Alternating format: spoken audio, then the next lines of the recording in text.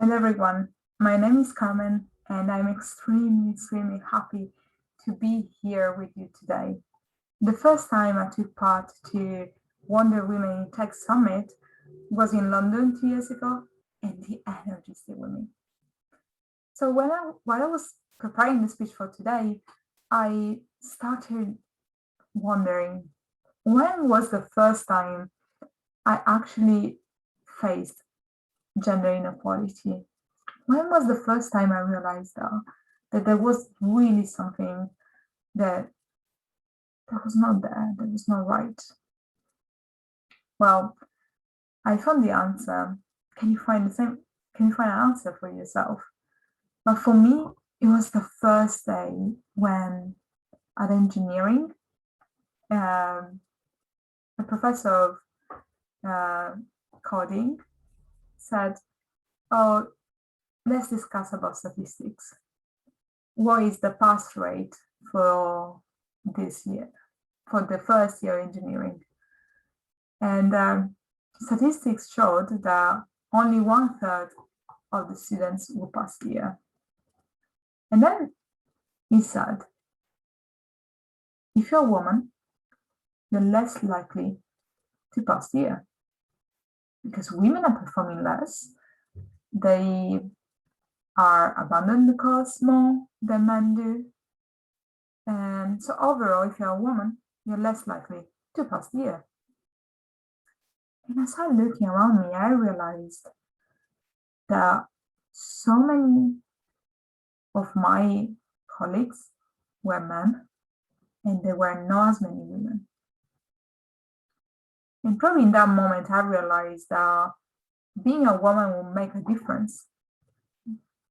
Probably just later, I realized that it's because maybe they're discouraged, and topics like that, they're not really great for first year engineering student.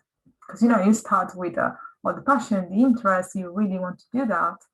And instead you say, oh yeah, you're going to perform less if you're a woman. It's not because you're a woman. It's because you're discouraged. And I realized that till that moment, I was privileged. I had the privilege to come from a family where both me and my brother were treated in the same way. We were treated without a difference of gender. We were playing with whatever we wanted to play with. We were studying, and we had the opportunity to study whatever we wanted.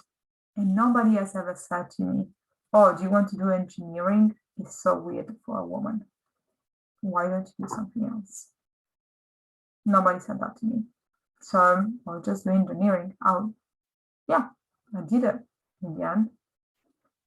So in that moment, really, I realized that something was not right.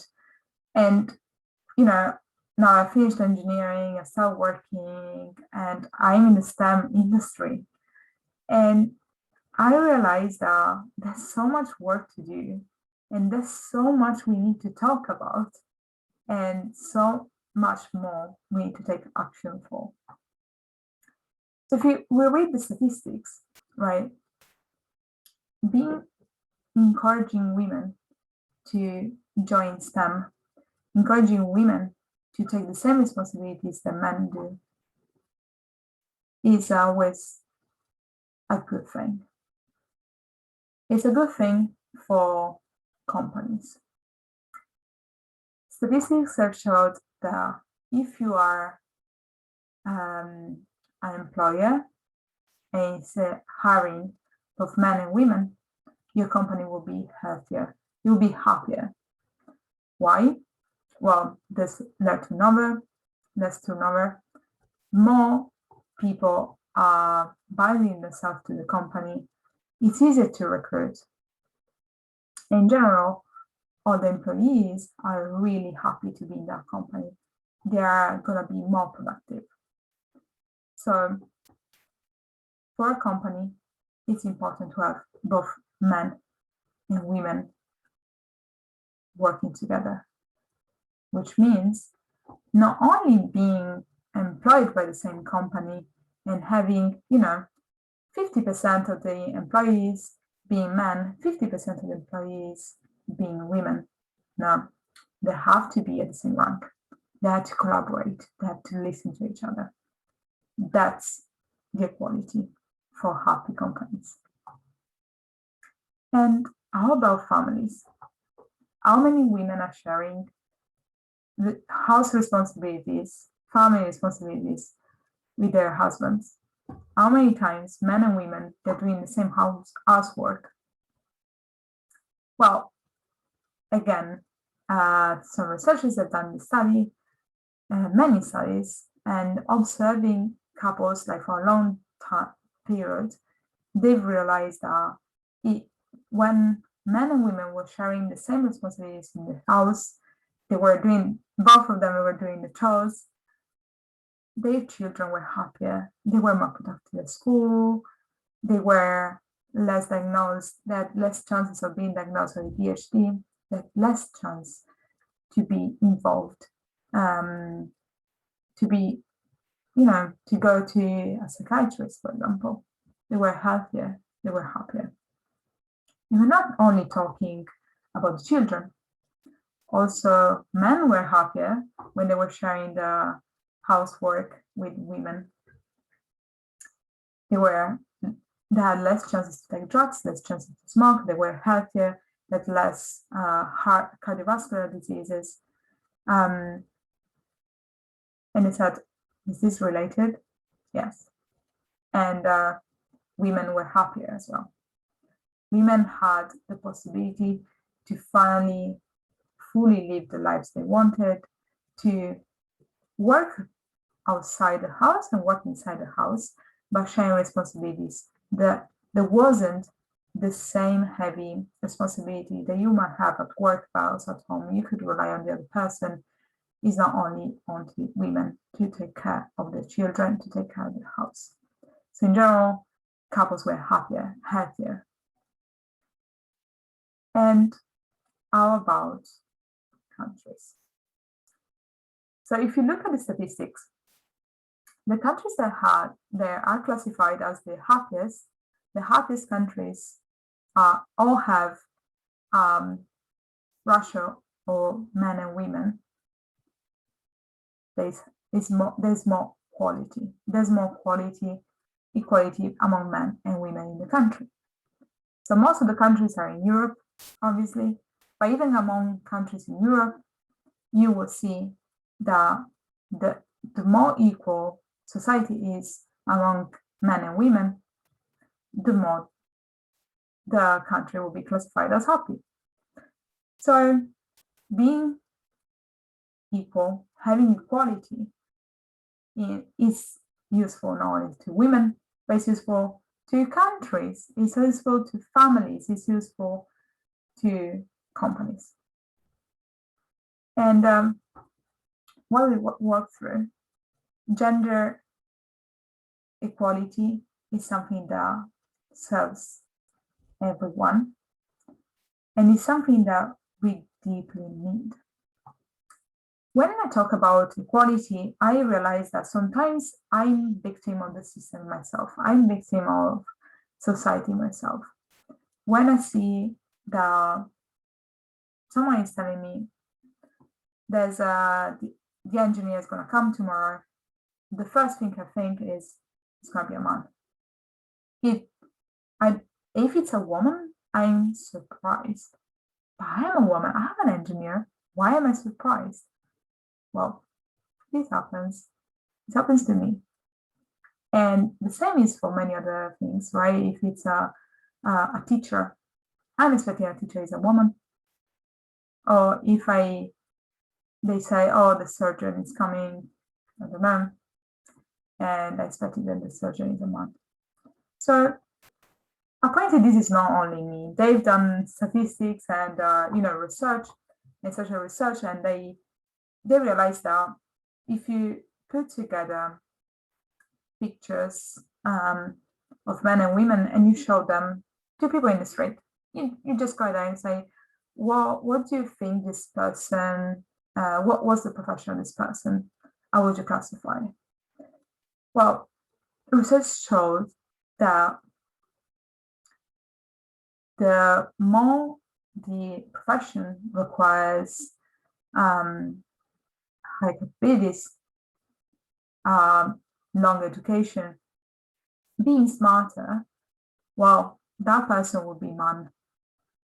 If it's a low-paid job, something that is related to care, to be a carer, that's a woman. Obviously, this priority goes to many other different levels, right? So we're talking about only gender here, but obviously it's even worse if we look at data with a race classification, right? If we stratified by data, by race, we would definitely notice that. But already among men and women, there's an incredible disparity there. So where are we gonna really reach equality? We are gonna reach equality when we are gonna look at men and women after their profession. If we look at a professional person, right? You look at surgeon, you're gonna see the surgeon, and after that, you're gonna see if it's a man or woman. You're not gonna be surprised if that surgeon is a woman. You're not gonna be surprised if the teacher is a man. So there's so much work to do. We have done so much already since 1902 when the suffragette movements created this incredible boom, and people started realizing that women were capable of doing things where human beings as others. And what can we still do today? Well, I think there are a few takeaways from this. One is speak up. You will realize that people want to listen to you. It's not true that you get silenced. You can get silenced, but now it's time for us to speak up. If you're in a room full of men, imagine in STEM especially, there are so many men, they're just there, like talking about each other, and you're just there in a corner, maybe taking notes, you're just listening. No, you have time. You have things to say. Say that. Speak up. They will listen to you. They're gonna start asking you if you have any question or if you want to add anything. So that's number one takeover. Speak up. A second one is empower women. Talk to women. There's so much to learn from each other. There's so much to do. We want to talk to the others. We want to stop this competition, trying to understand that if another woman is there in a position of power, they're super well deserved, and it's such an inspiration. It's our role model. We want to support other women to do the same. We want to support women to together acquire equality. And so, last but not least, we need to engage with men. We have to talk to them. We have to make them realize that we're not heard, that something needs to change, that we have to put women in position to take decisions with them, decisions that will serve the country, decisions that will serve the companies, decisions that will serve the family. We have to talk to them as well. So again, remember to speak up. Remember to empower other women, and remember to engage with men. We all need to achieve equality. We are who we are. That's our path to equality. Thank you.